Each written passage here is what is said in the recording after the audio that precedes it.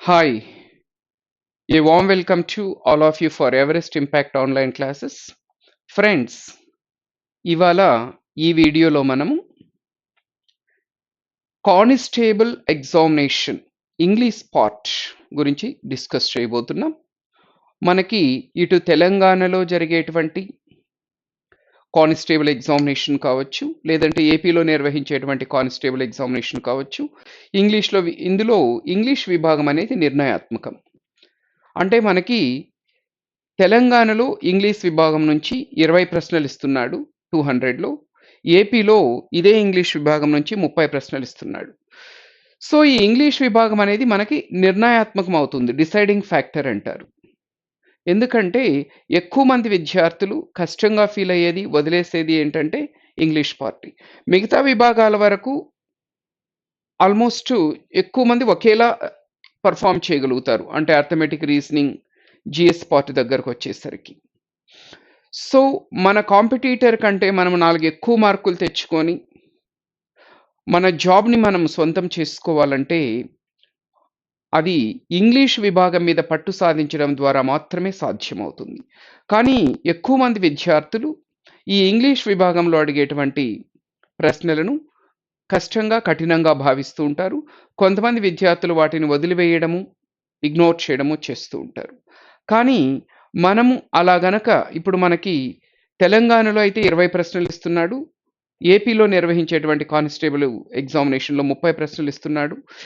ఈ 20, 30 అనేవి నిర్ణయాత్మకమని మీకు ఆల్రెడీ చెప్పడం జరిగింది. ఇంత నిర్ణయాత్మకమైనటువంటి ఈ విభాగాన్ని మనము కష్టమనేసి వదిలిపెడితే మాత్రం మన డ్రీమ్ జాబ్, మన కోరుకున్న జాబు సాధించడం చాలా కష్టమవుతుంది. వాస్తవానికి ఇంగ్లీష్ అనేది చాలా ఈజీనండి. లేదంటే మనకి ఆ ఇంగ్లీష్‌ని ఎలా ప్రిపేర్ అవ్వాలి, ఎలాంటి ప్రశ్నలు ఇస్తాడు, ఎక్కడ చదవాలి, ఏం ప్రిపేర్ అవ్వాలి, ఇలాంటి విషయాలు చాలామందికి తెలియవు కాబట్టి కష్టంగా భావిస్తూ ఉంటారు. ఇప్పుడు ఈ వీడియోలో కానిస్టేబుల్ విభాగం నుంచి మనకి ఎలాంటి ప్రశ్నలు ఇస్తాడు, ఎలా ఇస్తాడు, వాటిని ఏ విధంగా ఆన్సర్ చేయాలి, ఇలాంటివన్నీ కూడా చూద్దామండి. సో మళ్ళీ చెప్తున్నాను మీకు, తెలంగాణ కానిస్టేబుల్ పేపర్లో ఇంగ్లీష్ విభాగం నుంచి 20 ప్రశ్నలు ఇస్తాడండి. ఈ 20 ప్రశ్నలు గ్రామరు, వొకాబులరీ, కాంప్రహెన్షన్ ఈ విభాగాల నుంచి ఇస్తాడు. అటు ఏపీలో నిర్వహించేటువంటి కానిస్టేబుల్ పరీక్షలో అయితే 30 ప్రశ్నలు ఇస్తాడు. సో ఇక్కడ ఇద్దరికీ కూడా ఉపయోగకరంగా ఉండాలి అన్నటువంటి ఉద్దేశంతో ఏంటంటే ఇక్కడ మాత్రం మీకు 30 ప్రశ్నలు ఇవ్వడం జరిగింది. అంటే ఏపీని బేస్ చేసుకొని ఈ పేపర్ తయారు చేయడం జరిగింది. సరే, ఒక్కసారి అదేంటో చూద్దామండి.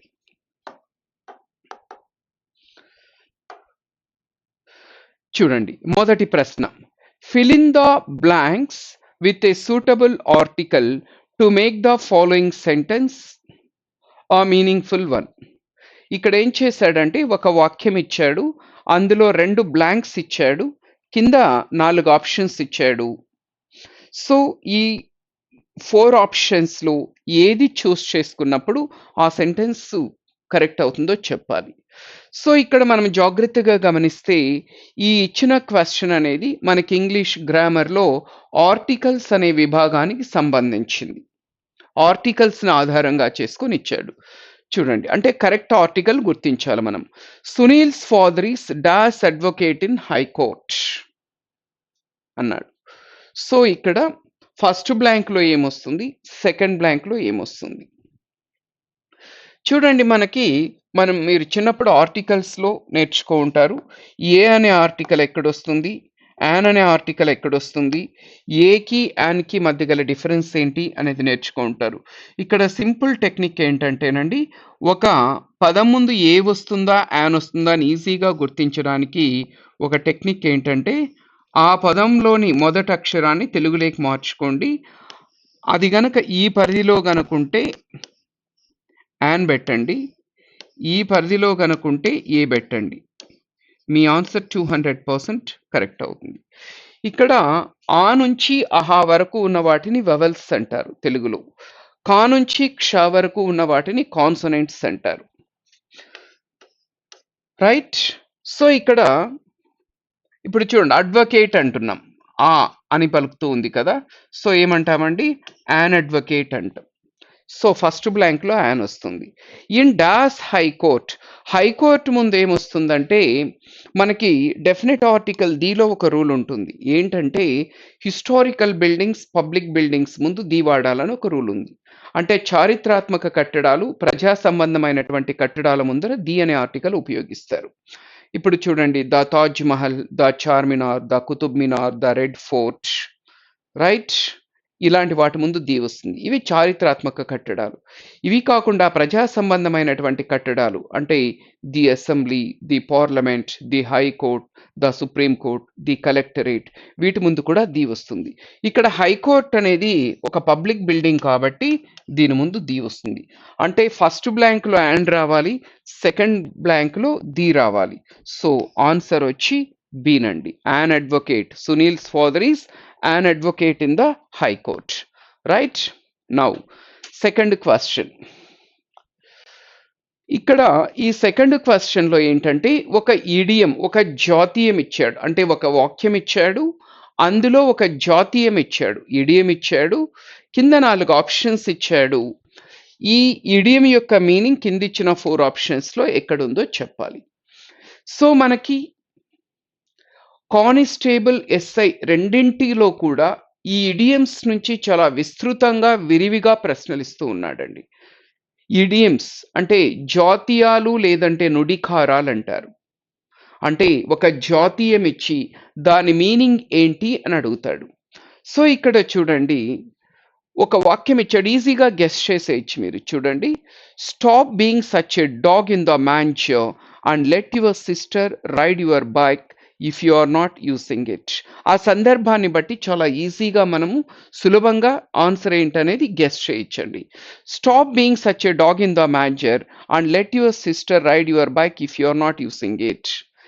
నీ బైకు నువ్వు ఉపయోగించుకున్నా ఉన్నట్టయితే మీ సిస్టర్ నన్న ఉపయోగించుకోనివ్వు. Stop being a such a dog in the manger. నువ్వు డాగ్ ఇన్ ద మ్యాన్చర్ ఉండద్దు. ఒకవేళ నీ బైక్ నువ్వు ఉపయోగించుకోకుండా ఉంటే మీ సిస్టర్ నన్న ఉపయోగించుకోనివ్వు. సో ఇప్పుడు ఏ డాగ్ ఇన్ ద మ్యాన్చర్ అంటే ఎవరు? అన్ అడమెంట్ పర్సనా, అన్ ఇరిటేటింగ్ పర్సనా, సెల్ఫిష్ పర్సనా, ఏ సెల్ఫ్లెస్ పర్సనా అని అడుగుతున్నాడు. ఈ సందర్భాన్ని బట్టి మీరు గెస్ చేయగలరా? నీ బైక్ నువ్వు ఉపయోగించుకోకుండా ఉంటే మీ సిస్టర్నైనా ఉపయోగించుకోనివ్వు. Stop being a dog in the manger. Dog in the manger ఉండద్దు, నువ్వు వాడుకోకపోతే మీ సిస్టర్ను వాడుకోనివ్వు అంటున్నాడు. అంటే ఒక వస్తువు మనము వాడుకోకున్నా ఇంకొకరిని కూడా వాడుకోనీయకున్నా ఉంటే అలాంటప్పుడు ఆ వ్యక్తిని డాగ్ ఇన్ ద మ్యాన్చర్ అంటారు. అలాంటి వ్యక్తి చెప్పండి, అడమెంట్ పర్సనా, ఇరిటేటింగ్ పర్సనా, సెల్ఫిష్ పర్సనా, సెల్ఫ్లెస్ పర్సనా? ఆబ్వియస్లీ ఏంటండి? సెల్ఫిష్ పర్సన్ అని అర్థం, స్వార్థపరుడు. అడమెంట్ పర్సన్ అంటే మొండిఘటం, ఎవ్వరి మాట వినడు. ఇరిటేటింగ్ పర్సన్ అంటే ఒకరిని ఇరిటేట్ చేసేటువంటి, ప్రతిదానికి విసిగిస్తుంటారు కదా, అలాంటి వ్యక్తిని ఇరిటేటింగ్ పర్సన్ అంటారు. సెల్ఫిష్ పర్సన్ అంటే స్వార్థపరుడు, సెల్ఫ్లెస్ పర్సన్ అంటే నిస్వార్థపరుడు. ఓకే, ఇప్పుడు stop being such a dog in the manger and let your sister ride your bike if you are not using it. So answer వచ్చి 3. అసలు ఈ డాగ్ ఇన్ ద మ్యాన్చర్, ఈ idiom ఎలా వచ్చింది? మనకెప్పుడైనా సరే ఆ ఇడియం వెనుకున్నటువంటి ఆ స్టోరీని, ఆ ఆరిజిన్ అంటారు కదా, ఆ ఇడియం ఎలా పుట్టింది అన్న అంశాన్ని అర్థం చేసుకుంటే మనకి ఇడియమ్స్ ఈజీ అవుతాయండి, చాలా ఈజీ అవుతాయి, ఈజీగా గుర్తుంచుకోవచ్చు. ఈ డాగ్ ఇన్ ద మ్యాన్చర్ అనేది ఎలా వచ్చిందంటే, చూడండి, ఇక్కడ డాగ్ అంటే కుక్క, మనందరికీ తెలుసు. మ్యాన్చర్ అంటే గడ్డివామి. గడ్డివామి తెలుసు కదా మీకు, ఎండుగడ్డిని కుప్పగా వేసింటారు కదా పశువుల కోసం, దాని మ్యాన్చర్ అంటారు. మేనేజర్ కాదు, అది manger. So a dog in the manger అంటే అర్థం ఏంటంటే, తెలుగులోకి ట్రాన్స్లేట్ చేస్తే గడ్డివామి దగ్గర కుక్క. గడ్డివామి దగ్గర కుక్క ఏంటండి? చూడండి, ఒక గడ్డివాము ఉంది. గడ్డివామి దగ్గర కుక్క ఉంది. కుక్క గడ్డి తింటుందా అండి? ఏ కుక్క గడ్డి తినదు. ఓకే. దానికి అవసరం లేదు. అది తినదు. పోనీ అక్కడికి ఏదైనా తినాలని వచ్చిందనుకోండి, ఒక ఆవో, దూడో, బర్రో వచ్చిందనుకోండి, ఏం జరుగుతుందండి? తిన్నిస్తుందా అసలు? సొరసనీయదు. ఏం చేస్తుంది? It starts barking and drives it away. తరిమేస్తుంది అక్కడి నుంచి. మొరిగి తరిమేస్తుంది. అంటే మనం ఇక్కడ జాగ్రత్తగా గమనిస్తే కుక్క గడ్డి తినడం లేదు. తినాలనొచ్చిన దాన్ని తినేయడం లేదు. కుక్క గడ్డి తినదు. మరేదైనా తిందామని వస్తే దాన్ని కూడా తినేయదు. మనుషుల్లో కూడా కొంతమంది ఉంటారు ఇలాంటి వ్యక్తులు. వాడు ఎంజాయ్ చేయడు. ఇంకెవరైనా ఎంజాయ్ చేస్తూ ఉంటే చూసి భరించలేడు. ఏదైనా ఒక వస్తువు వాడు ఉపయోగించుకోడు. మరొకరు ఉపయోగించుకుంటానంటే ఊరుకోడు. నాకు దక్కనిది మరెవ్వరికీ దక్కకూడదు అన్న సిద్ధాంతం వీళ్ళది. అలాంటి వ్యక్తిని dog in the manger, a selfish person. ఇచ్చిన ఆప్షన్స్లో సెల్ఫిష్ పర్సన్ అనేది రైట్ అవుతుంది. నీ బైక్ నువ్వు వాడుకోకపోతే మీ సిస్టర్ను వాడుకో నువ్వు. Stop being such a dog in the manger. Right? ఇలా మనము ఇడియమ్స్ని, వాటి మీనింగ్, వాటి పుట్టుక, ఆరిజిన్, ఇలాంటి అంశాలను తెలుసుకొని అర్థం చేసుకుంటే మనకు ఈజీ అవుతుందండి. రైట్? Next third one. ఇది కూడా ఇడియమ్స్ నుంచి అడగడం జరిగింది. ఇక్కడ కూడా ఒక వాక్యం ఇచ్చాడు, అందులో ఒక ఇడియం ఇచ్చాడు. ఆ ఇడియం యొక్క మీనింగ్ ఏంటో మనం చెప్పాలి. ఈజీగా గెస్ చేసేయచ్చు. Look at the sentence. The teacher was flogging a dead horse when he lectured the students about the about the dangers of too much technology. They were glued to their smartphones while he spoke. కొంచెం lengthy sentence ఉంది. The teacher was flogging a dead horse when he lectured the students about the dangers of too much technology. They were glued to their smartphones while he spoke. చూడండి, teacher ఒక lecture ఇస్తున్నాడు పిల్లలకి. ఏ అంశం మీద అంటే about the dangers of too much technology. అంటే technology అనేది మనం ఉపయోగించుకోవాలి, తప్పులేదు. కానీ మితిమీరి ఉపయోగిస్తే, అతి సర్వత్రా వర్జయతే అంటారు కదా, ఏదైనా కూడా మితిమీరి గనక ఉపయోగిస్తే దానివల్ల దుష్ఫలితాలు ఎక్కువ. సో మనము కూడా ఏమవుతున్నామంటే ఇవాళ టెక్నాలజీకి మనం బానిసలు అయిపోతున్నాం. సో ఇలా టెక్నాలజీని ఎక్కువ వాడొద్దండి, ఫోన్లు ఎక్కువ వాడొద్దండి, గేమ్స్ ఎక్కువ వాడొద్దండి అనే అంశం మీద టీచరు లెక్చర్ ఇస్తూ ఉంటే స్టూడెంట్స్ అందరూ ఏం చేస్తున్నారట? They were glued to their smart phones while he spoke. ఇతను ఎక్కువ టెక్నాలజీ వాడొద్దండ్రా బాబు, గేమ్స్ ఆడొద్దండ్రా బాబు, కళ్ళు పోతాయిరా, ఇలా లెక్చర్ ఇస్తుంటే వాళ్ళు మొబైల్ ఫోన్స్కి అతుక్కుపోయి ఏదో గేమ్లో ఏదో ఆడుకుంటున్నారు. అంటే టీచర్ ఏం చేస్తున్నట్టు? He was flogging a dead horse. Flogging a dead horse అంటే ఏంటి? The teacher was criticising, was persuading, was wasting his time and energy in useless efforts, was talking about the pros and cons. ఇది వస్తుందండి. ఇక్కడ meaning తెలిస్తే ఈజీగా guess చేసేయచ్చండి. చూడండి, ఇక్కడ flagging అంటే బీటింగ్ అని అర్థం, కొట్టడం. డెడ్ హార్స్ అంటే చనిపోయిన గుర్రం. ఇప్పుడు కలిపి చూడండి, చనిపోయిన గుర్రాన్ని చావకొట్టడం. ఒక గుర్రం ఆల్రెడీ చనిపోయింది, దాని కొడితే ఏమైనా వస్తుందా? నీ టైం వేస్ట్, నీ ఎనర్జీ వేస్ట్. చనిపోయిన గుర్రాన్ని కొట్టడం వల్ల ఎలాంటి ప్రయోజనం కానీ లేదు. బ్రతికి ఉన్న గుర్రాన్ని కొడితే కనీసం దానికి బాధ ఉంటుంది, పెయిన్ ఉంటుంది. ఓకే, నేను తప్పు చేశాను అందుకే నన్ను కొడుతున్నారని రియలైజేషన్ వస్తుంది. చనిపోయిన గుర్రాన్ని నువ్వు ఎంత కొట్టినా ప్రయోజనం లేదు. నీ టైం వేస్ట్, నీ ఎనర్జీ వేస్ట్ తప్ప దానివల్ల ఎలాంటి ప్రయోజనం కూడా లేదు. ఇక్కడ కూడా టీచర్ అదే చేస్తున్నాడు. టీచర్ ఒకవైపు లెక్చర్ ఇస్తూ ఉంటే dangers of too much technology గురించి. పిల్లలేమో స్మార్ట్ ఫోన్లు పట్టుకొని గేమ్స్ ఆడుకుంటున్నారు. అంటే ఇతను చెప్తున్నదంతా వృధా ప్రయాసే కదా. అంటే సింపుల్గా what is the teacher doing, is flagging a dead horse. కాబట్టి ఆన్సర్ వచ్చి was wasting his time and energy in useless efforts. అంటే తన టైము తన ఎనర్జీని అంతా కూడా వృధాగా వేస్ట్ చేస్తున్నాడు. రైట్, ఇలా ఇస్తాడండి ఇడియమ్స్ మీద ప్రశ్నలు. నెక్స్ట్ 4వ ప్రశ్న కూడా ఇడియమ్స్కి సంబంధించింది. He has a very nice manner but you would better take what he says with a grain of salt. ఒక ఇడియం ఇచ్చాడు, అందులో ఒక సెంటెన్స్ ఇచ్చాడు, అందులో ఒక జాతీయం ఇచ్చాడు. ఆ ఇడియం యొక్క మీనింగ్ ఏంటి అని అడుగుతున్నాడు. చూడండి, ఈజీగా గెస్ చేసేయచ్చు. He has a very nice manner, అతనికి చాలా మంచి మేనర్స్ ఉన్నాయి, మంచోడు.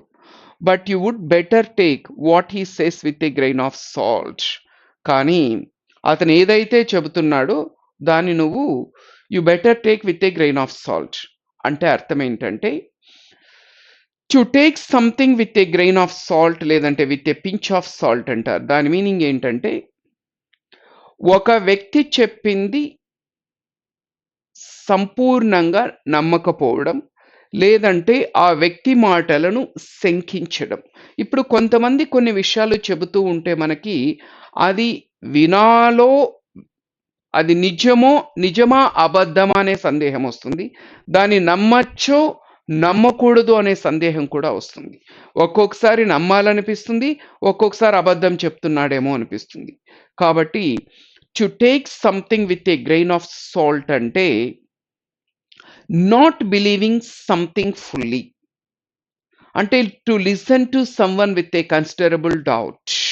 ఒక వ్యక్తి మనతో ఏదైనా చెబుతున్నప్పుడు దానిని పూర్తిగా నమ్మకపోవడం, విశ్వసించకపోవడం, దాని ఏమంటారంటే to take something with a grain of salt అంటారు. సో ఆన్సర్ ఏ కదండి, to listen to something with considerable doubt.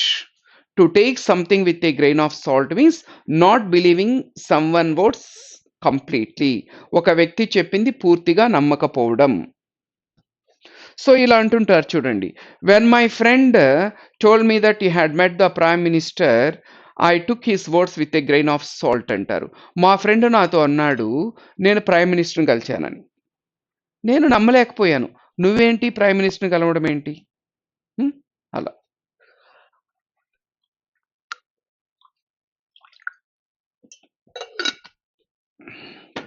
Right, ఇది 4th వన్ అండి. 5th one, fill in the blanks. She so does that she was does by all. ఒక sentence ఇచ్చాడు, ఇందులో 2 blanks ఇచ్చాడు, కింద options ఇచ్చాడు. ఇప్పుడు కింద ఇచ్చిన ఏ 2 ఆప్షన్స్ తీసుకుంటే ఆ సెంటెన్స్ కరెక్ట్ అవుతుందో చెప్పాలి. చూడండి, she so dash that she was dash by all.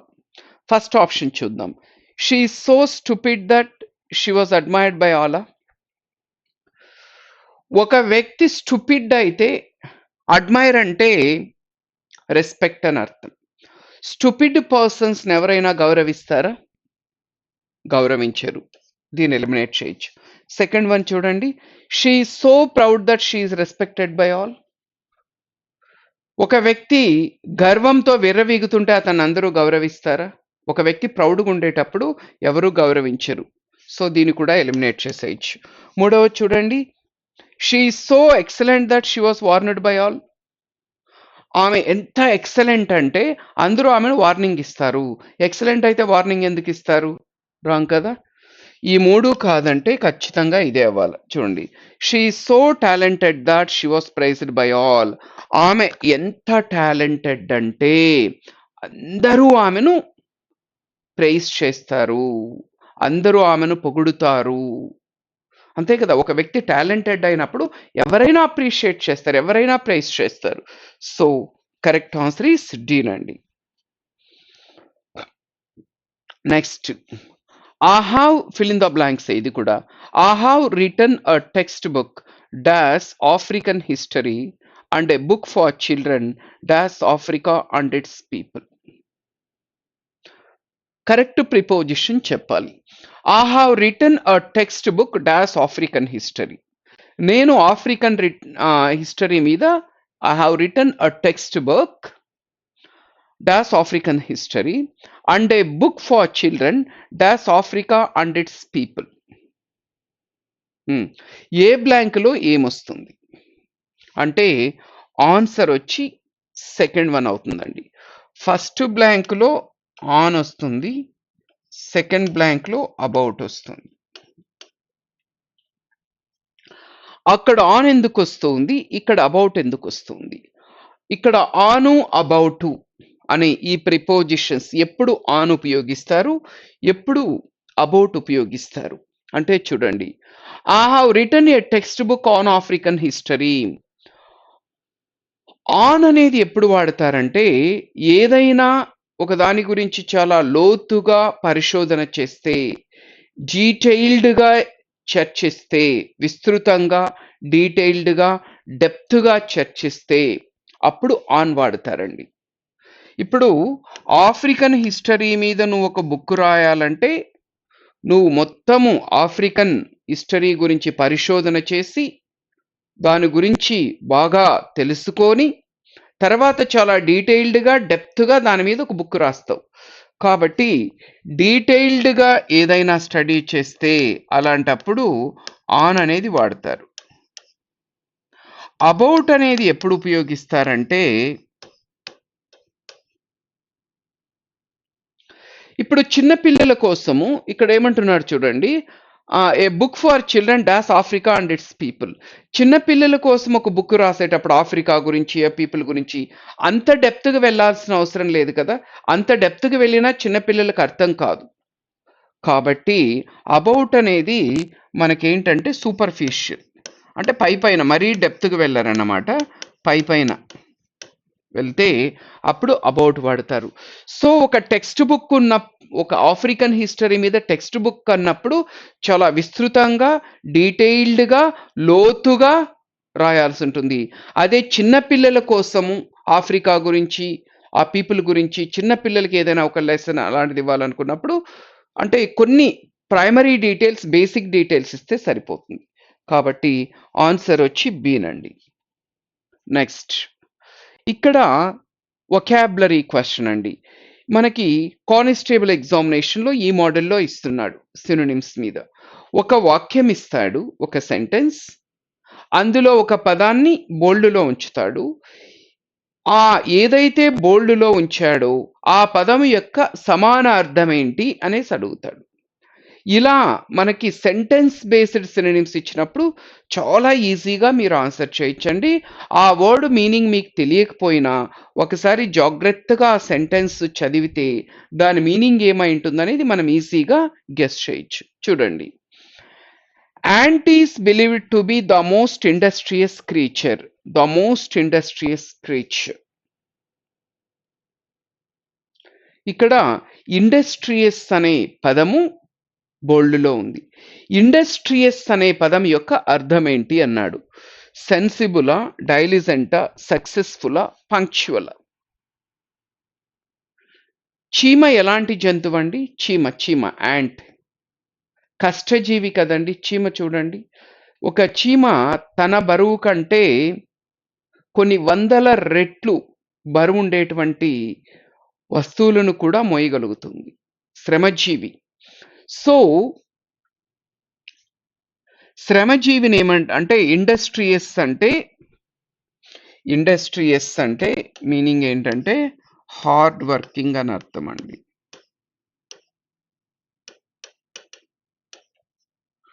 డైలిజెంట్, సెడ్యులస్ ఇవన్నీ సినోనిమ్స్. యాసిడియస్,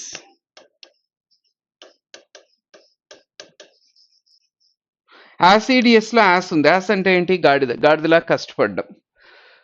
కాబట్టి చీమ శ్రమజీవి, కాబట్టి ఆన్సర్ వచ్చి బీనండి. Correct answer is B.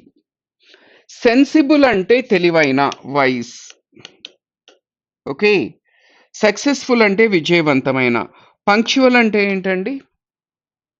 Disciplined, క్రమశిక్షణతో కూడిన.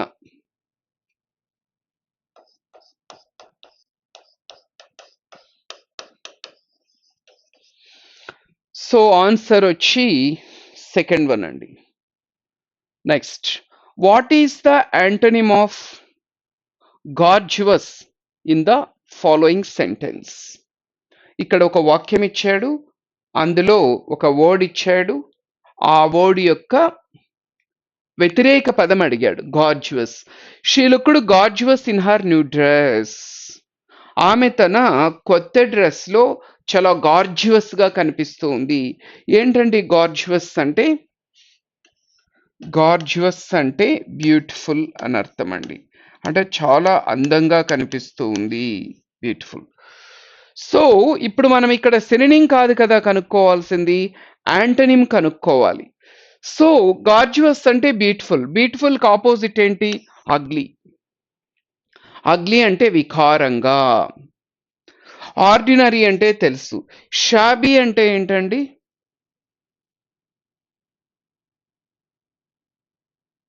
షాబీ. షాబీ అంటే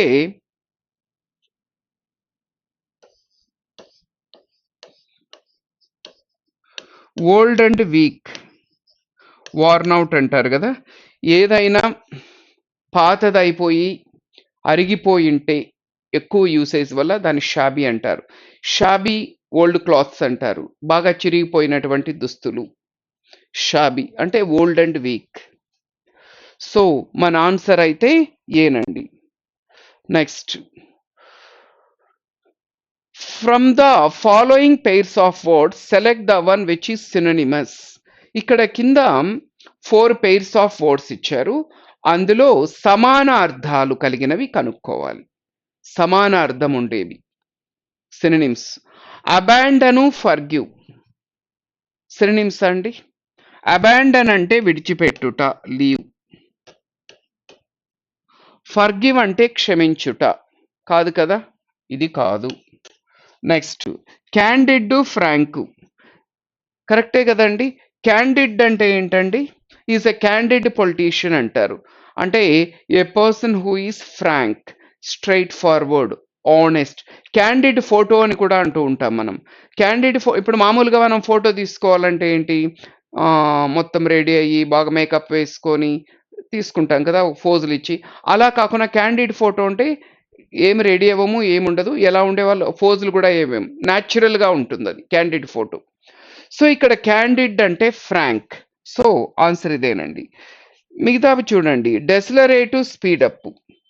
డెసిలరేట్ అంటే అర్థం ఏంటంటే వేగాన్ని తగ్గించడం అని అర్థం అండి, slow down.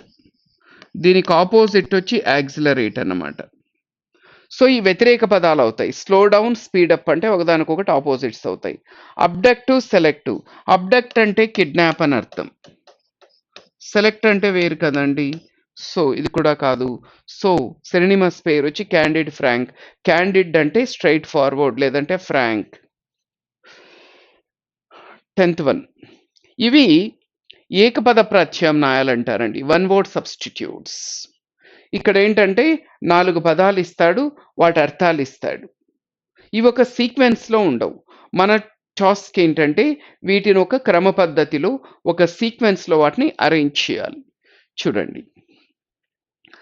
The plants and vegetation of A region అంటే ఒక ప్రాంతానికి చెందినటువంటి మొక్కలను, చెట్టు చేమలను ఏమంటారు? ఫేబులా, ఫానానా, ల్యాండ్స్కేపా, ఫ్లోరానా? ఏమంటారండి? ఫ్లోరా అంటారండి. డి. ఒక ప్రాంతానికి చెందినటువంటి మొక్కల్ని ఫ్లోరా అంటారు. The animals living in an area, ఒక ప్రాంతానికి చెందినటువంటి అనిమల్స్ ఏమంటారంటే ఫానా అంటారు. B.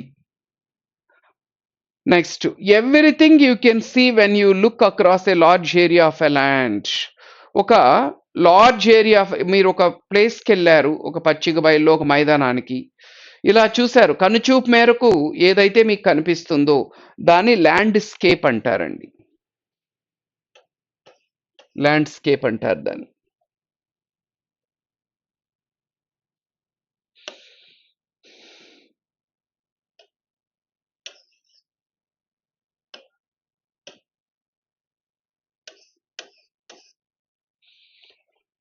Traditional short story that teachers A lesson.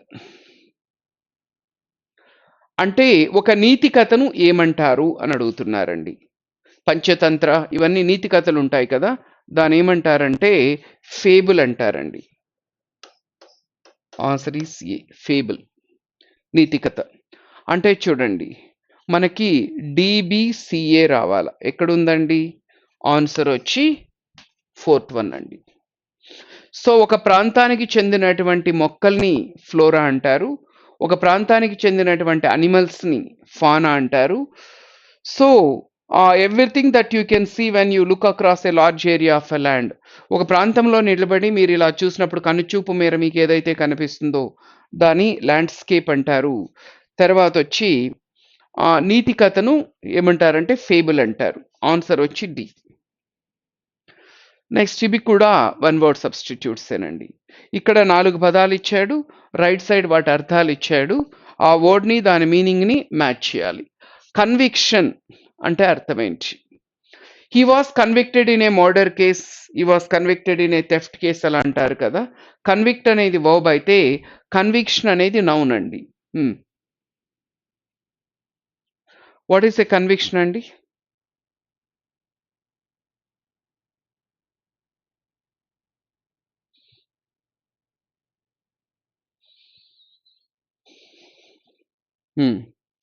Answer వచ్చి దీనికి సి వస్తుందండి. The act of finding someone guilty of a crime. అంటే ఒక కేసులో ఒక వ్యక్తి నిందింపబడితే, అంటే ఒక వ్యక్తి ఒక నేరం చేశాడు అనేది రుజువైతే దాని కన్విక్షన్ అంటారండి. సి. కన్ఫెషన్. కన్ఫెషన్ అంటే ఏంటండి? మనం ఏదైనా తప్పు చేసినప్పుడు అవును నేను తప్పు చేశాను అని మనంతకు మనము ఆ తప్పును ఒప్పుకుంటే దాని కన్ఫెషన్ అంటారు. ఎక్కడుంది? A statement that a person makes admitting that is guilty of a crime. That is D. Next cajolement. What is cajoling someone? Cajole అంటే అర్థం ఏంటంటే to persuade someone to do something by flattering or by being nice to them. అంటే ఒకరిని పొగడి లేదంటే వాళ్ళతో నైస్గా ఉండి మనకు కావాల్సిన పని చేయించుకుంటే దానికి కెజోల్మెంట్ అంటారు. అంటే ఆన్సర్ ఏ కదండి. Making somebody do something by talking to him and being very nice to him. అంటే answer A. Next coercion. Coercion అంటే అర్థం ఏంటి? ఒక వ్యక్తి దగ్గర బలవంతంగా ఒక పని చేయిస్తే, తనకి ఇష్టం లేకపోయినా ఒక పని చేయిస్తే కోయర్షన్ అంటారు. So the act of making somebody to do something that he doesn't want to do. Answer వచ్చి బి. సో ఇప్పుడు ఏమవుతుందండి? సిడిఏబి. సిడిఏబి ఎక్కడ ఉంది? Answer C, right.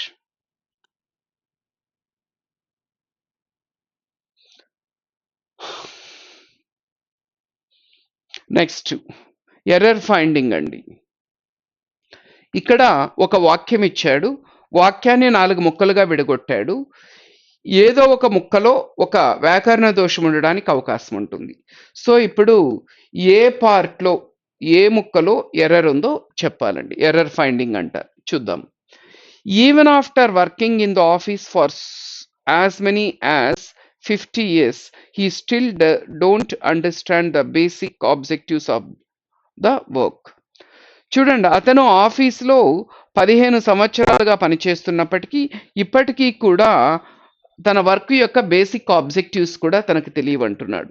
ఈ సెంటెన్స్లో ఎర్రర్ అనేది ఎక్కడుంది అంటే సి పార్ట్లో ఉందండి. ఏంటి ఎర్రర్ అంటే డూ ఉండకూడదండి, ఇక్కడ డస్ ఉండాలి.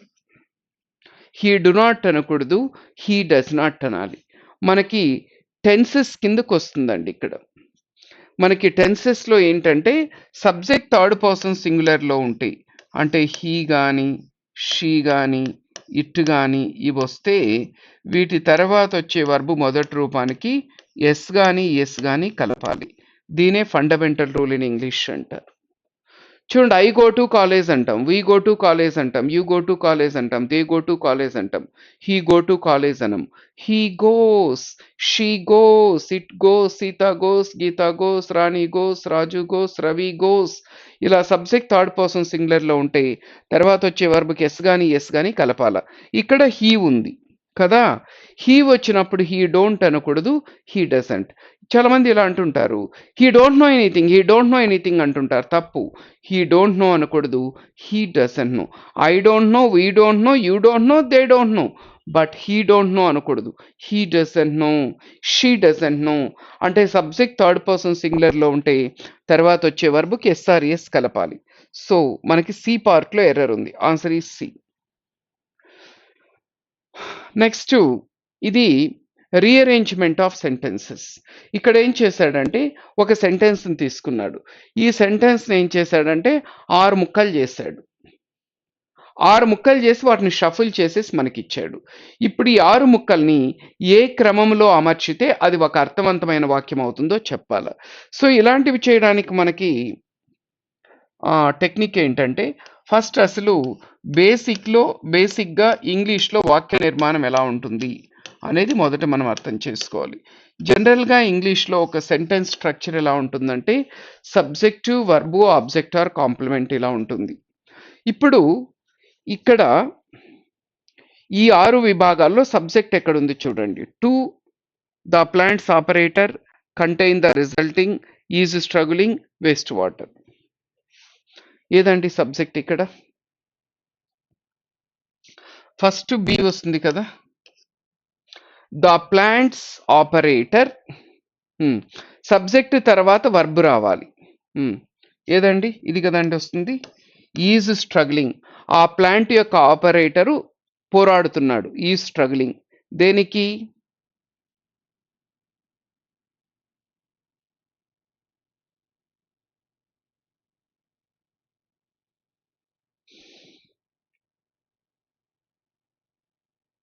The plants operator is struggling, తర్వాత మనకి ఇది వస్తుందండి, స్ట్రగులింగ్ టు.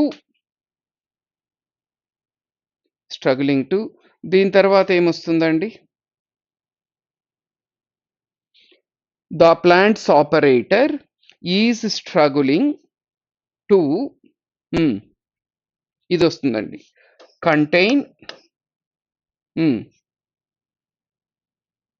కంటైన్ తర్వాత ద రిజల్టింగ్ వేస్ట్ వాటర్. సరిపోతుందా అండి? సో ఇప్పుడు ఈ సీక్వెన్స్ లో సెంటెన్స్ చదవండి. Subject the plants operator, verb is struggling, పోరాడుతున్నాడు దేనికి? To contain the resulting waste water. అంటే మనకి ఏమవుతుందండి? సారీ, ఇక్కడ 6 కదా. ఇప్పుడు ఫస్ట్ ఏం రావాలండి మనకి? ఫస్ట్ ఏం రావాలి? బి రావాలి. బి తర్వాత ఏం రావాలి? ఈ రావాలి. తర్వాత ఏం రావాలి? ఏ. తర్వాత ఏం రావాలి? C, DF. ఆన్సర్ వచ్చి బీనండి. ఈ క్రమంలో అమర్చితే అది అర్థవంతమైన వాక్యం అవుతుంది. నెక్స్ట్ ఇది కూడా అదే.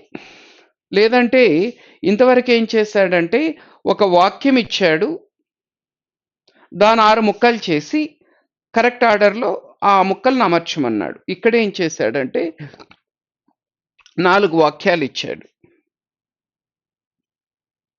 ఈ 4 వాక్యాలు అనేవి ఒక క్రమ పద్ధతిలో లేవు.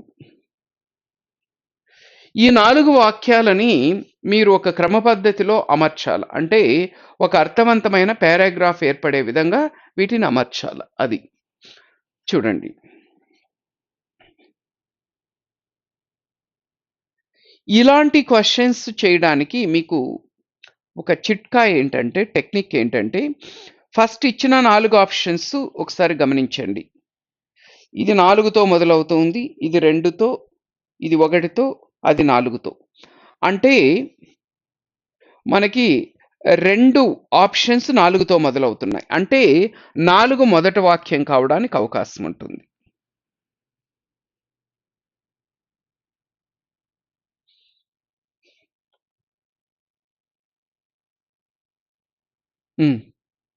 కదండి.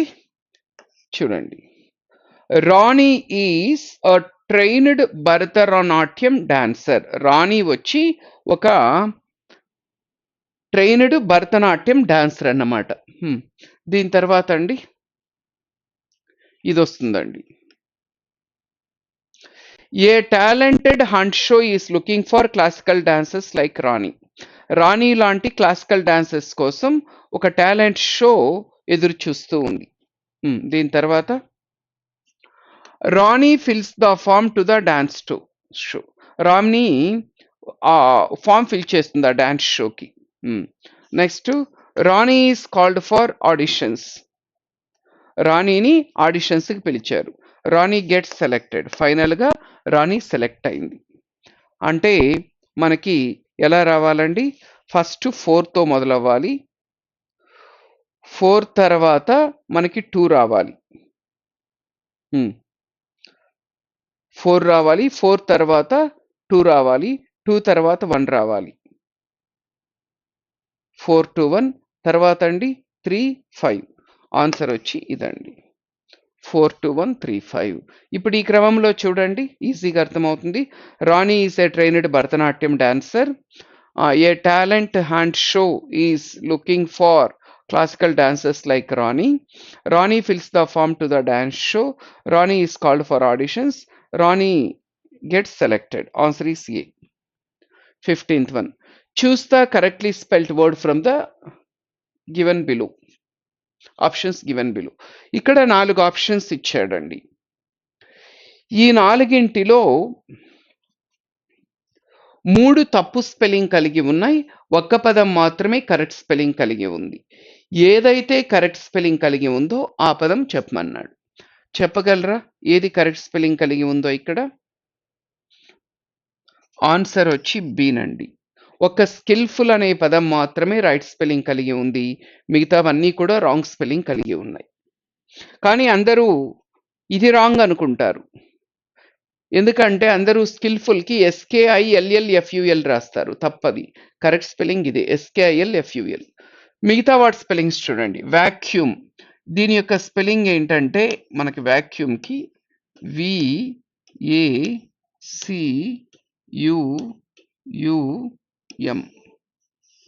Vacuum, VACUUM, vacuum. సో ఈ వాక్యూమ్ అనే వర్డ్ యొక్క ప్రత్యేకత ఏంటంటే ఇందులో మీకు 2 యూలు పక్క పక్కన వస్తాయండి. సో 2 యూలు సైడ్ బై సైడ్ వచ్చే ఒకే ఒక ఇంగ్లీష్ పదం ఏంటంటే ఇదొక్కటే మీకు, right. Next skilful, this is correct spelling. Next enmity, అందరూ ఇది రాంగ్ రైట్ అనుకుంటుంటారండి, కానీ రాంగ్. ఎనిమిటీ కరెక్ట్ స్పెల్లింగ్ ఇదండి. నెక్స్ట్ జీనియస్, జీనియస్ అందరూ కూడా ఇది రైట్ అనుకుంటుంటారు, రాంగ్ అండి. Correct spelling GENIUS. This is the correct spelling. So ఈ 4 పదాల్లో ఇది మాత్రమే రైట్ స్పెల్లింగ్ కలిగి ఉంది, సో మిగతా 3 రాంగ్ స్పెల్లింగ్ కలిగి ఉన్నాయి. సో మన ఆన్సర్ అయితే బి. Next 16 to 20. ఇక్కడ మనకి రీడింగ్ కాంప్రహెన్షన్ అంటే ఒక ప్యాసేజ్ ఇచ్చాడు, కింద ప్రశ్నలు ఇచ్చాడు. ఇచ్చిన ప్యాసేజ్ చదివి భావాన్ని అర్థం చేసుకుని కింద ఇచ్చిన ప్రశ్నలకు ఆన్సర్ చేయాలి. ఒక్కసారి ఈ ప్యాసేజ్ చదివి అర్థం చేసుకునే ప్రయత్నం చేద్దాం, తర్వాత మనం క్వశ్చన్స్కి ఆన్సర్ చేయొచ్చు. A fact that draws our attention is that according to his position in life an extravagant man is either admired or loathed. A successful businessman does nothing to increase his popularity by being prudent with his money. A person who is wealthy is expected to lead a luxurious life and to be lavish with his hospitality. If he is not so, he is considered mean and his reputation in business may even suffer in consequence. The paradox remains that he had not been careful with his money in the first place, he would never have achieved this present wealth. Among the low income group, a different set of values exists. The young clerk who makes his wife a present of a new dress when he has not paid his house rent is condemned as extravagant. Carefulness with money to the point of meanness is applauded as a virtue. Nothing in his life is considered more worthy than paying his bills. The ideal wife, the ideal wife for such a man separates her housekeeping money into joyless little piles. So much for rent, for the food, for the children's shoes. She is able to face the milkman with equanimity every month, satisfied with her economizing ways, and never knows the guilt of buying something she can't really afford. As for myself, I fall neither of these categories. If I have money to spare, I can be extravagant, but when, as is usually the case, I am hard up and then I am the meanest and imaginable. చూడండి కొంచెం passage అనేది కాఠిన్యత difficulty level ఎక్కువ ఉందండి. ఎందుకంటే మనకి కానిస్టేబుల్లో ఈ స్థాయిలోనే ఇస్తున్నాడు కాబట్టి ఈ స్థాయిలో ఇచ్చినా కూడా మనం ఆన్సర్ చేయడానికి సిద్ధంగా మనల్ని మనం సన్నద్ధంగా ఉండాలి. మనల్ని మనము సిద్ధం చేసుకోవాలి ఇప్పటి నుంచి. చూడండి, a fact that draws our attention is that according to his position in life an extravagant man is either admired or loathed. Extravagant man అని ఎవరిని అంటారంటే ఎవరైతే విచ్చలవిడిగా డబ్బులు ఖర్చు పెడతారో అలాంటి వ్యక్తిని ఎక్స్ట్రావగెంట్ పర్సన్ అంటారు. సో జనరల్గా ఈ సొసైటీ ఎలా ఉంటుందంటే ఒక ఎక్స్ట్రావగెంట్ పర్సన్ ఎవరైతే విచ్చలవిడిగా డబ్బు ఖర్చు పెడతారో అలాంటి వ్యక్తి అడ్మైర్ చేయబడతాడు, లేదంటే లోత్ చేయబడతారు. అడ్మైర్ అంటే ప్రశంసించుట అని అర్థం. లోత్ అంటే అసహించుకోవడం. అంటే ఎవరైతే విచ్చలవిడిగా డబ్బులు ఖర్చు పెడతారో అలాంటి వ్యక్తి ఈ సొసైటీలో గౌరవింపబడతాడు, లేదంటే అతను విమర్శింపబడతాడు, లేదంటే అసహించుకోబడతాడు. A successful business man does nothing to increase his popularity by being prudent with his money. ఇప్పుడు ఒక వ్యక్తి బాగా డబ్బు సంపాదించాడు, సక్సెస్ఫుల్ బిజినెస్ మ్యాన్. అతను he does nothing to increase his popularity by being prudent with his money. Prudent అంటే vice. So ఇప్పుడు ఒక సక్సెస్ఫుల్ బిజినెస్ మ్యాన్ ఉన్నాడు, అతని డబ్బును ఇష్టం వచ్చినట్టు ఖర్చు పెడతాడు, ఎందుకంటే ఉంది కాబట్టి. A person who is wealthy is expected to lead luxurious life and to be lavish with his hospitality. So a person who is wealthy is expected to be luxurious. ఏ వ్యక్తి అయితే వెల్దీ పర్సన్ అంటే ఎవరండి? బాగా డబ్బుండే వ్యక్తి. So బాగా డబ్బుండే వ్యక్తి విలాసవంతమైనటువంటి జీవితాన్ని గడపాలని, హాస్పిటాలిటీలో లావిష్గా ఉండాలని ఎవరైనా కోరుకుంటారు, ఎక్స్పెక్ట్ చేస్తారు. అంటే ఇప్పుడు ఒకవేళ వాళ్ళ ఇంటికి మనం వెళ్తే మనల్ని చాలా బాగా సంప్చువస్గా రాయల్గా ట్రీట్ చేయాలని మనము ఎక్స్పెక్ట్ చేస్తాం. అంటే బాగా డబ్బు ఉండేటువంటి వ్యక్తి విలాసమైన జీవితాన్ని గడపాలని, వాళ్ళ ఇంటికి ఎవరైనా అతిథులుగా వచ్చినప్పుడు వాళ్ళను కూడా బాగా లావిష్గా ట్రీట్ చేయాలని ఈ సొసైటీ ఎక్స్పెక్ట్ చేస్తుంది.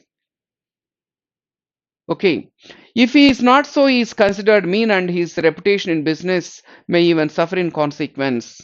ఒకవేళ ఆ వ్యక్తి ఒకవేళ బాగా డబ్బున్న వ్యక్తి కనుక ఖర్చు పెట్టకపోతే, అలా చేయకపోతే, అప్పుడు అతన్ని చాలా లోబిగా ఈ సొసైటీ చిత్రీకరిస్తుంది.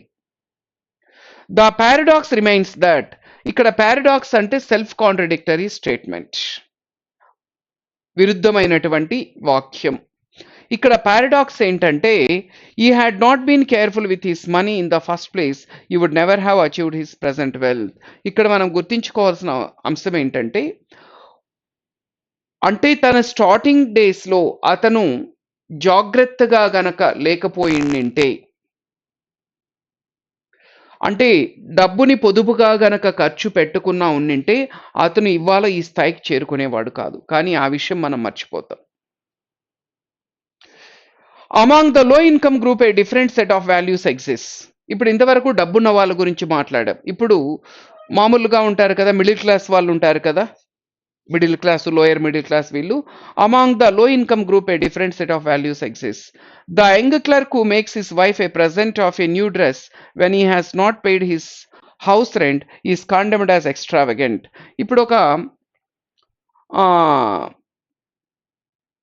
ఒక క్లర్క్ ఉన్నాడండి, తనకు వచ్చే జీతమే చాలా తక్కువ. అలాంటి వ్యక్తి ఇంటి అద్దె కట్టుకున్నా వాళ్ళ వైఫ్కి బర్త్డేకో మ్యారేజ్ డేకో ఒక మంచి ఏదో గిఫ్ట్ కొనిచ్చాడు అనుకోండి, అప్పుడు అలాంటి వ్యక్తిని సొసైటీ ఎలా చూస్తుంది అంటే ఎక్స్ట్రావగెంట్గా చూస్తుంది. అంటే దుబారా డబ్బులు దుబారాగా ఖర్చు పెట్టేవాడిగా ఈ సొసైటీ చూస్తుంది అతన్ని.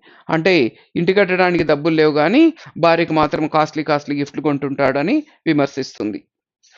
Carefulness with money to the point of meanness is applauded as a virtue. So carefulness with money to the point of meanness.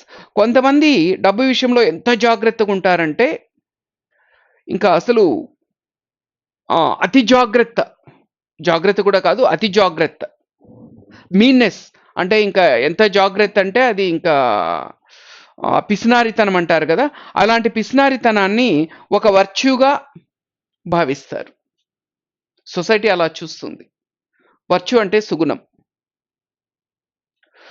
Nothing in his life is considered more worthy than paying his bills.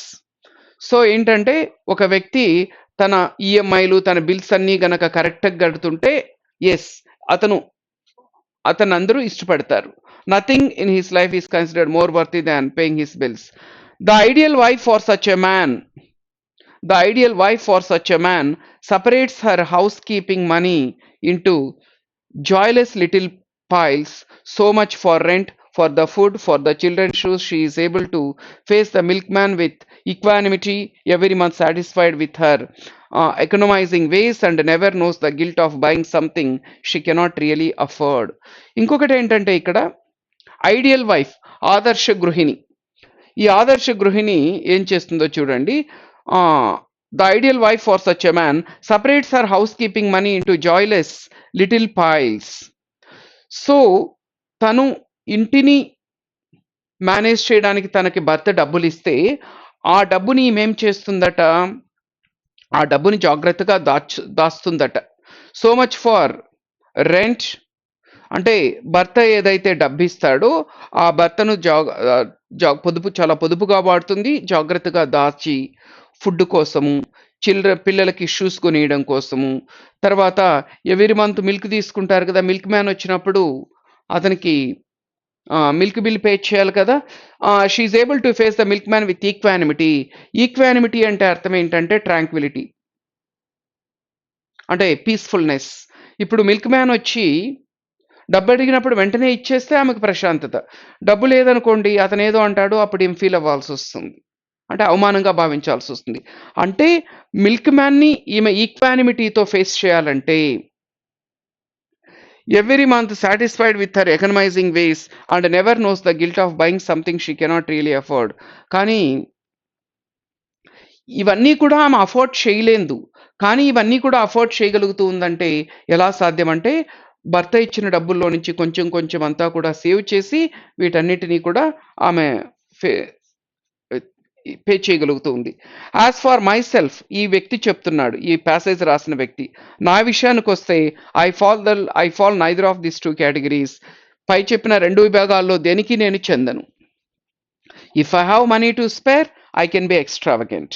నా దగ్గర డబ్బు ఉంటే విచ్చలవిడికి ఖర్చు పెడతా. But when as is usually the case I'm hard up and then I'm the meanest man imaginable. డబ్బు లేదనుకో నా అంత పిసినారు ఇంకొకటి ఉండడు. అది కొంచెం డిఫికల్ట్గా ఉంది passage. 16th question, which of the following would be the most appropriate title for the passage? ఈ ప్యాసేజ్కి సరైన టైటిల్ ఏది అని అడుగుతున్నాడు. Being extravagant is always condemnable. Condemn అంటే క్రిటిసైజ్ అని అర్థం. అంటే ఎక్స్ట్రావగెంట్గా ఉండడము అనేది ఎప్పుడు విమర్శింపబడుతుందా? కాదు కదండి. రిచ్ పీపుల్ విషయంలో దాన్ని అడ్మైర్ చేస్తారు, పూర్ పీపుల్ విషయంలో మాత్రమే దాన్ని విమర్శిస్తారు. సో ఇది కాదు. Next, the cause of poverty is extravagance. పేదరికానికి కారణం విచ్చలవిడితనం. అది ఎక్కడ చెప్పడం లేదు కదండి మనకు ప్యాసేజ్లో. ఇది కాదు. Extravagant is a part of the rich as well as the poor. Perfectly all right. ఈ దుబారీతనం అనేది అటు రిచ్ పీపుల్ విషయంలో ఉంటుంది, పూర్ పీపుల్ విషయంలో ఉంటుంది, ఇద్దరి విషయంలో ఉంటుంది అనేది మనకి ప్యాసేజ్లో స్పష్టంగా చెప్పాడు. Stingy habits of the poor కాదు. సో ఆన్సర్ వచ్చి సీనండి. Next, according to the passage the person who is successful business man and wealthy, ఏ వ్యక్తి అయితే బాగా డబ్బు ఉంటుందో, బాగా బిజినెస్ లో సక్సెస్ అయ్యాడతాడో ఆ వ్యక్తి is expected to have lavish life style, should not bother about popularity, is more popular if he appears to be wasting away his time, must be extravagant before achieving success. ఏదొస్తుందండి? Answer వచ్చి A కదండి. Is expected to have lavish life style. అంతే కదా, బాగా డబ్బు ఉండే వ్యక్తి lavish గా ఉండాలని ఎక్స్పెక్ట్ చేస్తుంది సొసైటీ. ఇక్కడ ఇచ్చాడు చూడండి. A person who is wealthy is expected to lead a luxurious life and be lavish with his hospitality, right? Next 18th question. The phrase lavish with hospitality in the third sentence of the first paragraph means, మనకు ఒక దగ్గర lavish with hospitality అని ఇచ్చాడు కదండి, ఇప్పుడే చదివాము.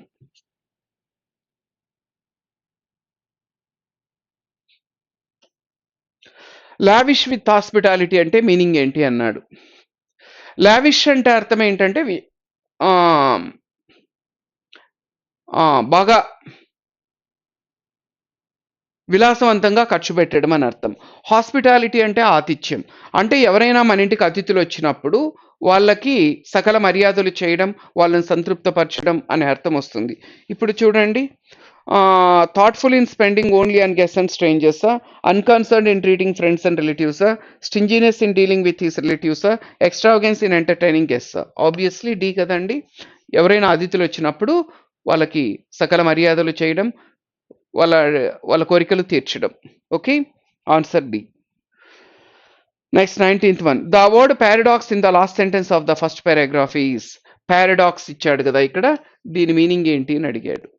Paradox అంటే తెలుసు కదా, పరస్పరమైనటువంటి విరుద్ధ స్వభావం కలిగినటువంటి స్టేట్మెంట్స్ ఏమంటారంటే పారాడాక్స్ అంటారు. సో ఇక్కడ ఆన్సర్ వచ్చి బీనండి. Statement that seems self contradictory but in reality express a possible truth. ఒక సెల్ఫ్ కాంట్రడిక్టరీ స్టేట్మెంట్ ని ఏమంటారంటే పారాడాక్స్ అంటారు. Next, the word equanimity in the last sentence of the first paragraph. So equanimity అంటే ఏంటంటే Tranquility. Tranquility అంటే ఏంటంటే peacefulness. Peacefulness అంటే ప్రశాంతత, రైట్? నెక్స్ట్, సో మనకి తెలంగాణ ఎస్ఐలో అయితే ఇలా 20 ప్రశ్నలే ఉంటాయండి, బట్ ఏపీలో అయితే 30 ప్రశ్నలు ఇస్తాడు. అందుకని అదనంగా మరి 10 క్వశ్చన్స్ ఇక్కడ యాడ్ చేయడం జరిగింది ఏపీ వాళ్ళ కోసం. Please don't disturb me, I dash the coins now. Tenses నుంచి ఇచ్చారండి దీని.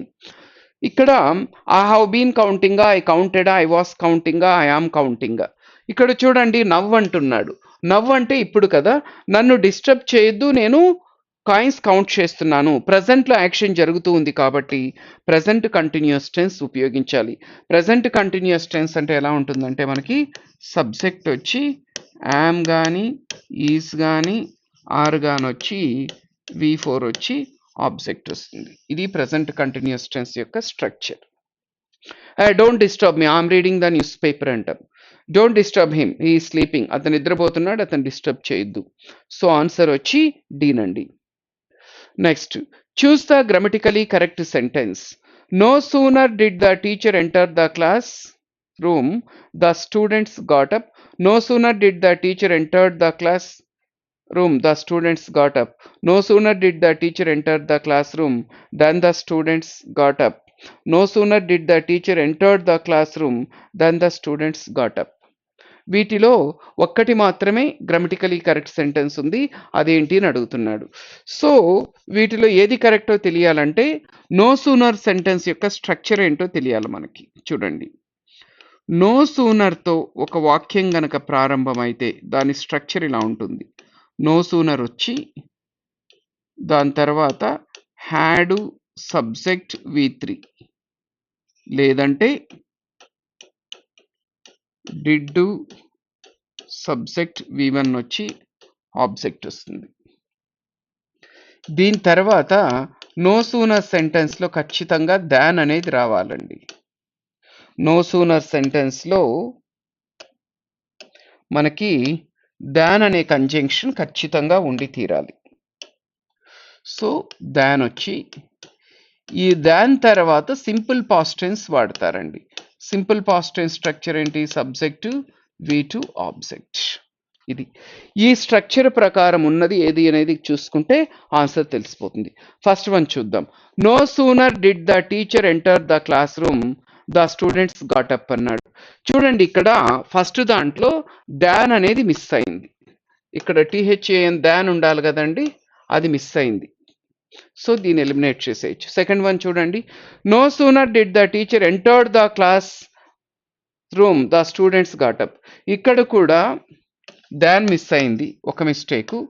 ఇక్కడ డిడ్ తర్వాత V1 రావాలి, కానీ ఇక్కడ V2 వచ్చింది, ఎంటర్డ్ అని, ఎంటర్ అని ఉండాలి కదా. సో దీన్ని కూడా ఎలిమినేట్ చేసేయచ్చు. థర్డ్ వన్ చూడండి. No sooner did the teacher enter the classroom than the students got up. పర్ఫెక్ట్గా ఉంది కదండి. ఈ స్ట్రక్చర్ ప్రకారం చూడండి. నో సూనర్ ఉందా? No sooner. దీని తర్వాత డిడ్ ఉందా? డిడ్ ఉంది. Subject the teacher, V1 enter, the object ఏంటి? The classroom. దీని తర్వాత ఏం రావాలి? దాన్ వచ్చిందా? The students got up. So answer వచ్చి సి. ఇదెందుకు కాదంటే no sooner did the teacher entered అని ఉంది. ఇక్కడ డిడ్ తర్వాత V1 రావాలి, మనకి V2 ఉంది, ఎలిమినేట్ చేసేయచ్చు. అంటే మిగిలిండేది C. Choose the grammatically correct sentence. Due to the heavy rains, the ship drowned in the middle of the ocean. Due to the heavy rains, the ship sunk in the middle of the oceans. Due to the heavy rains, the ship sunk in the middle of the oceans. Due to the heavy rains, the ship sank in the middle of the ocean. వీటిలో ఏది right అని అడిగాడు. So ఇక్కడ correct answer వచ్చి D నండి. ఎందుకని తెలుసుకోవాలంటే reason ఏంటంటే ఇక్కడ చూడండి.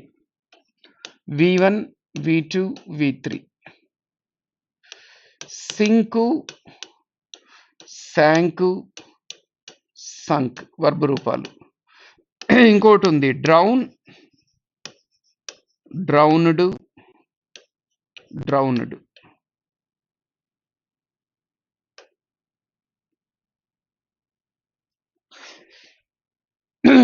డ్రౌను, డ్రౌన్డ్, డ్రౌన్డ్.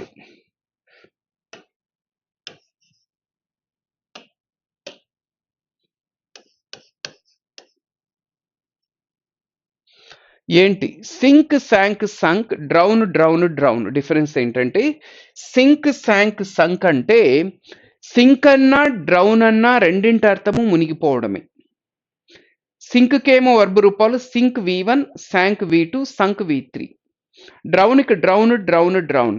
రెండింటికి డిఫరెన్స్ ఏంటంటే సింక్, శాంక్, సంక్ అనేది నాన్ లివింగ్ థింగ్స్కి వాడతారు, ప్రాణం లేనివి.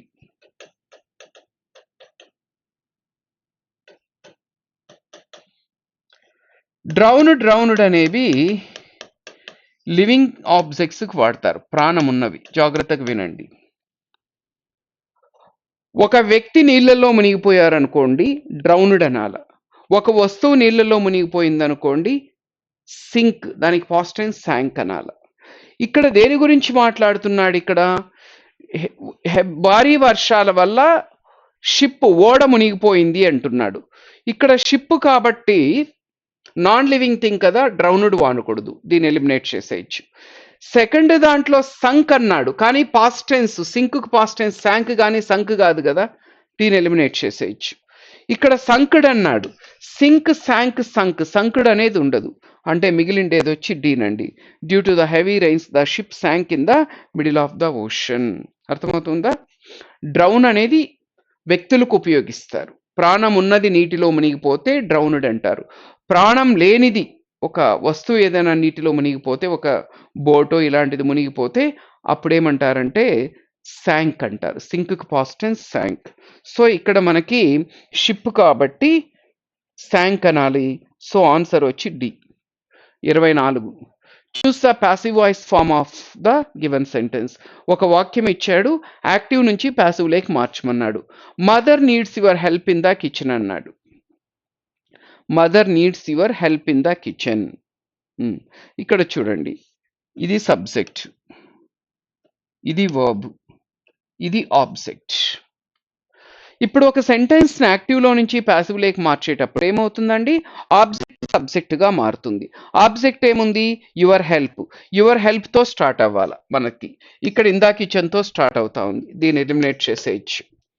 యువర్ హెల్పింగ్ అన్నాడు ఇక్కడ, ఇది కూడా ఎలిమినేట్ చేసేయచ్చు. యువర్ హెల్ప్ ఎక్కడ ఉందండి? ఇక్కడే ఉంది. Answer C. Your help is needed by mother in the kitchen. ఇక్కడ నీడింగ్ తో స్టార్ట్ అవుతా ఉంది, ఎలిమినేట్ చేసేయచ్చు. Answer C. Next 25. Choose the correct passive voice of the sentence. She always took her medicines on time. She always took her medicines on time. So ఇక్కడ చూడండి, టుక్ అనేది past tense లో ఉంది కదండి, V2. మనకి అక్కడ V2 వచ్చినప్పుడు ఇక్కడ వాజ్ ఆర్ వర్ రావాలి కదండి ఖచ్చితంగా. సో ఇక్కడ చూడండి, మెడిసిన్స్ వాజ్ అంటామా వర్ అంటామా అండి? మెడిసిన్స్ ప్లూరల్ కాబట్టి వాజ్ రాదు కదా. సో ఆన్సర్ ఏమవుతుందండి? B. The medicines were always taken on time by her. ఇక్కడ టుక్ ఉంది, మనకి టేకన్ అని రావాలి ప్యాసివ్ వాయిస్ లో. ఇక్కడ వాస్ బీయింగ్ డన్ ఏదో ఇచ్చాడు. సో ఒకటే ఒకటి మిగిలింది, ఆన్సర్ బీనండి. Next question tag. It will rain soon అనే వాక్యానికి క్వశ్చన్ ట్యాగ్ ఏంటి అన్నాడు. చూడండి, ఇది పాజిటివ్ లో ఉంది కదా సెంటెన్స్, దీని క్వశ్చన్ ట్యాగ్ నెగిటివ్ లో ఉంటుంది. ఈ క్వశ్చన్ ట్యాగ్ యొక్క స్ట్రక్చర్ ఏంటంటే, ఇక్కడ మీకు ఎప్పుడైనా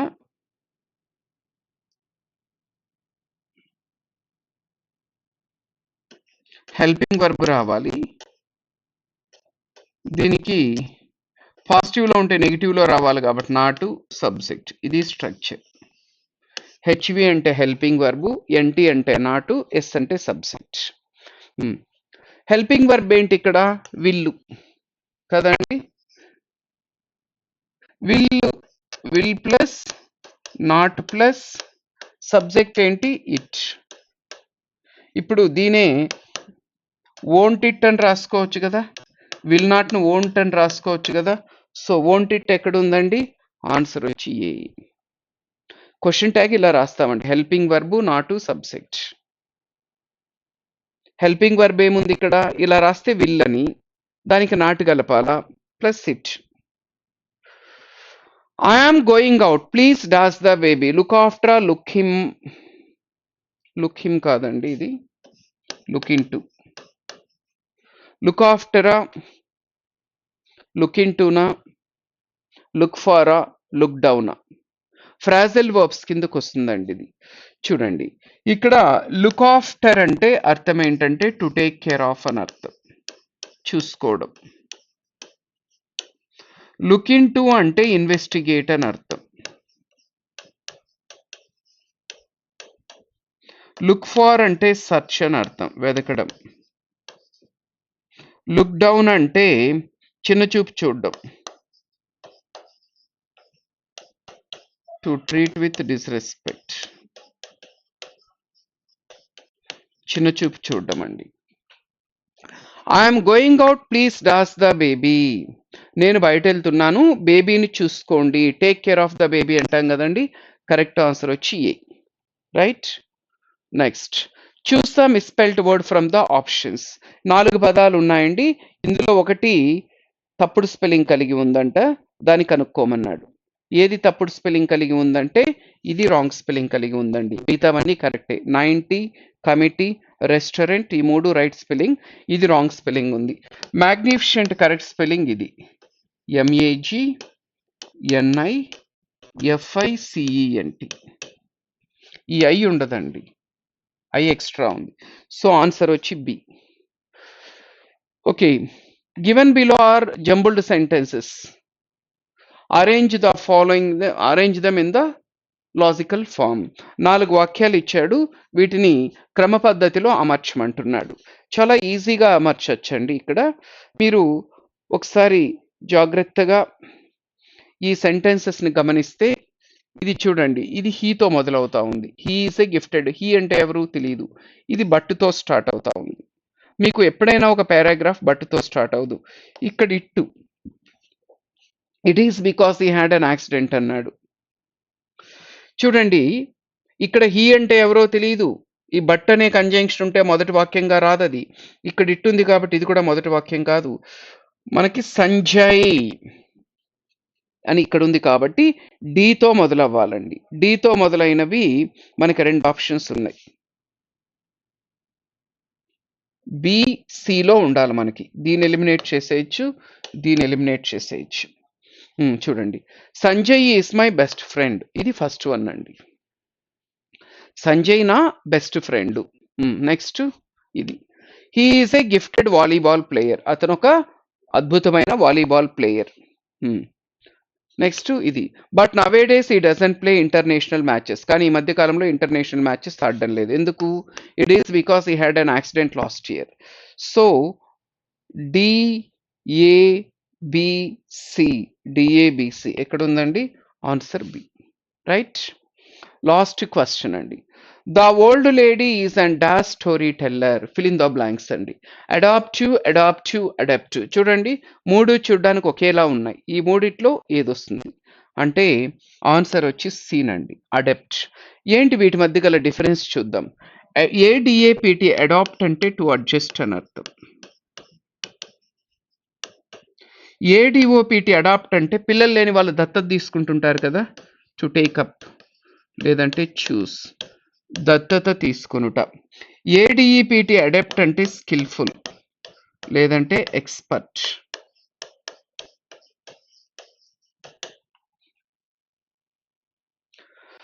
సో ఒక ముసలావిడ ఉంది, ఆమె స్టోరీ టెల్లర్, కథలు చెప్తుంది. ఆమె ఎలా అంటే ఎలాంటి స్టోరీ టెల్లర్ అంటే ఎక్స్పర్ట్ స్టోరీ టెల్లర్ అనే అర్థం రావాలి. కాబట్టి ఆన్సర్ సి.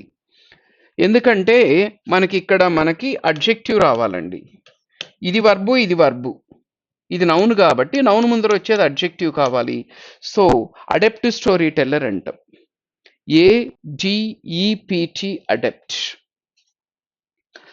సో ఇవి ఈ 3 వర్డ్స్ ఈజీగా గుర్తించుకోవడానికి టెక్నిక్ ఏంటంటే ఏడి తీసేసి చూడండి, ఏం మిగులుతుంది ఇక్కడ? ఏపీటీ యాప్ట్ మిగులుతుంది. యాప్ట్ అనే పదం ఉంది మీకు ఇంగ్లీష్లో తెలుసు కదా. యాప్ట్ అంటే సూటబుల్ అని అర్థం. ఈ డ్రెస్ నీకు భలే యాప్ట్గా ఉందే అంటాం, అంటే నీ హైట్కి, నీ వెయిట్కి, నీ కలర్కి సూట్ అయిందని అర్థం.